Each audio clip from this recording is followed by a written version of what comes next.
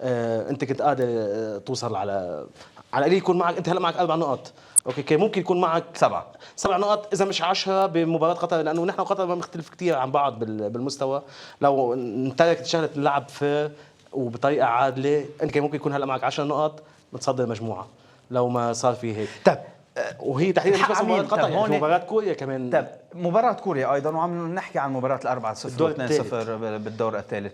طب اليوم الحق على مين؟ برايك انت يلي شرى المباريات؟ هن المراهنين، هن القطريه، هن الكوريه، هن السنغافوريه، ما بعرف مين. لا اكيد هن مكاتب مراهنات عم تشتغل لمصالحها الخاصه ومكاسبها الماديه. هلا ممكن يكون بعض الدول قدرت تخترقك بطريقه غير مباشره، ممكن، كل شيء وارد، كله فات على الخط، كل شيء وارد. بس المعطيات بتشير انه مكاتب مراهنات عبر الوسطاء إلى مفاتيح لاعبين بالانديه اللبنانيه هي عم. هالمباريات انحكى همسا من فتره طويله وبعدين انحكى جهارا عن الموضوع. وين الاتحاد اللبناني اليوم؟ وين الاعلام اللبناني يلي لولا الاعلام العربي والفضائيات العربيه ما انحكى عنه بلبنان؟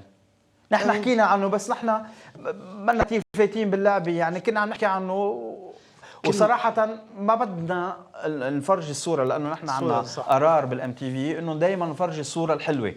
اليوم هي صورة سوداء، يعني عم بتقول لنا للعالم إنه نحن كان لازم نكون بكأس العالم بس نشروا اللعيبة. هي لطخة سوداء بصورة بيضاء، مشان ما كثير انه يعني لطخه سوداء بصوره بيضاء. يعني منتخب لبنان والفوتبول اللبناني اللي صار فيه باخر مرحله كان صوره ممتازه. اجت بعض الامور السلبيه، ما بيعني انه الوضع مش منيح، لا الوضع منيح، صار في شويه اخطاء، هيدي بتصير. يعني بعدنا عم نحكي عن 425 لاعب، 41 لاعب بكوريا الجنوبيه توقفوا عن نتيجه التلاعب. هيدا مرض مستشري بكل العالم. ليش بده يكون لبنان بعيد عنه؟ بمجرد انك انت صرت على الخارطه الاسيويه والعالميه اكيد حتكون. انا مثلا بسامحهم اذا عم بيحكوا عن انديه، ما بعرف اذا زملائي اللي ضدكم ايضا وانت كمان بتسامح، على مستوى انديه بتنلعب ماشي الحال، يخسر فريق بيطلع فريق، بس على منتخب واصل على كاس العالم تخسر بهالطريقه. لا حتى على صعيد الانديه، حتى على صعيد الانديه. طيب اذا عم بعطيك يعني الانديه، في انديه عم تدفع بطاقه سماح اذا بدك. نتمنى يكون هيك بس هو مش هيك. يمكن بطاقة السماح انه اللعيبة اللبنانية فعلا في اشحاف بحقهم، يعني هن عم بيعطوا من قلبهم وعم بيتمرنوا، ولكن ما عم بيكون في مردود على قد الجهد.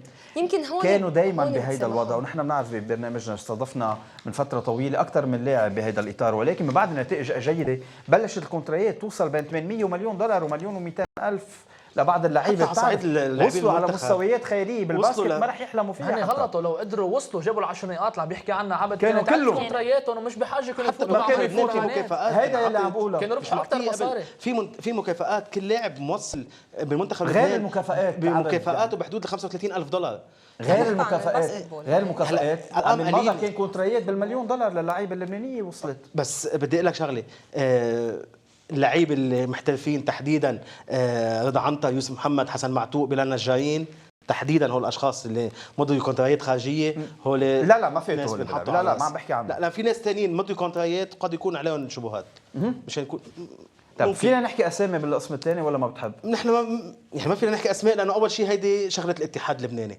كنت حضرتك سالتني عن الاتحاد اللبناني شو عمل. الاتحاد اللبناني هي كل خبريه بتبلش بالنقطة صغيرة وبلش تكبر شوي شوي. كرة ثلج بالضبط هيك. الاتحاد اللبناني لما لقى الموضوع انه صار في معطيات، ما فيك تعمل بهيك قصة على بس حكي، بدك معطيات، بدك أدلة، بدك اعترافات.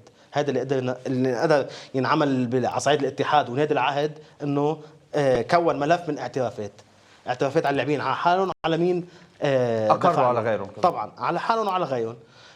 ساعتها شكل لجنه تحقيق حياديه، لانه هيك موضوع كثير حساس، والافضل انه ينشغل من برا باشخاص بعاد عن لبنان، حياديين ما لهم ارتباطات بالانديه اللبنانيه وبالكره اللبنانيه. هن بيعملوا التحقيقات، بيجيبوا المعطيات، بيرفعوا التوصيات، والاتحاد حيقرر. وانا باكد لك انه الاتحاد حياخذ عقوبات بكل شخص، كل شخص متورط، ولو كان بس العدد كبير فوق 40 شخص اكيد. بس بنسب متفاوته. يعني ساندرين انتم بالتاني شو صاير عندكم؟ هلا بالتنس هلا ما في مصاري، بعرف. هلا بدنا نشوف كيف بدنا نجيب لكم مصاري. ما نحكي عنها هلا بالتنس، خاصة فينا نراهن على مبارياتكم. يعني هلا بالتنس بتعرف المنيح خاصه بالتنس انه خفت اذا بدها it became more fair بالفتره الاخيره، خاصه بعد ما صار اللاعب عنده تشالنجز وعنده كل هالاشياء على ارض الملعب، ما بقى عم بيصير في كثير اذا بدك شي مره شي شركه عرضت عليك هيك من تحت الطاوله خسر المباراه وقالك منها؟ لا هيك لا. هون على صعيد لبنان ما كثير هول بعد عنا بس على المستوى العالمي على مستوى العالمي وي نيفر نو. ساندرين، فاذا نحن وياك بالقسم الثاني شو رح اكيد نتابع؟ رح نحكي ديفيس كاب. ديفيس كاب عنا مفاجآت نوعا ما صار فيه ولا لا؟ صار في مفاجآت مع اسبانيا خاصة. اما جيسي نحن وياك بالقسم الثاني شو رح نحكي؟ رح نحكي سبور يو اس وعن السوبر بول يلي المباراة المميزة، ونحن اكيد رح نصير نتابع نحن وياك بالفترة المقبلة بغير رياضات. بعد شوي رح نحكي عن سبور يو اس، بكره تكون ضيفنا روبير عماد، وهونيك تباديع يعني ديفيد بيكهام ثروته كلها مش من مانشستر يونايتد، هي من الاي جالكسي يعني الملايين الموجودة بالولايات المتحدة، وهالشيء مرتبط بالاعلام والاعلان يلي نحن بالام تي في عم نعمل ترابط كثير كبير نحن وصديقنا ميشيل ابي رميا واكس اكس ال بهالاطار، من هيك عم نقدر نوصل لنجاحات معينه بعالم الرياضه. ان شاء الله غيرنا يقدر يعمل هالشيء بغير رياضات ما بنكون ابدا زعلانين، صح؟ لانه هذا الشيء بيعلي مستوى الرياضه. بريك وبنرجع معكم.